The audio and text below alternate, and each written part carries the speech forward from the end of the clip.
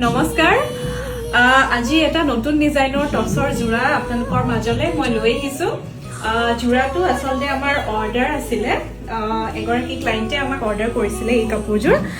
খুব ধুনিয়াকে এটা বুটা বাছি ৰঙা আৰু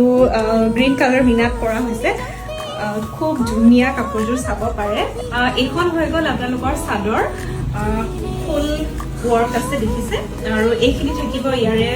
সাইড পটিং এটা এনেকে থাকিব আৰু ইয়াৰে মই মেখেলা আৰু ব্লাউজ পিস দেখুৱাই দিছো ইয়াৰে ব্লাউজ পিসটো এনেকে কাম আহিব হাতত এইখিনি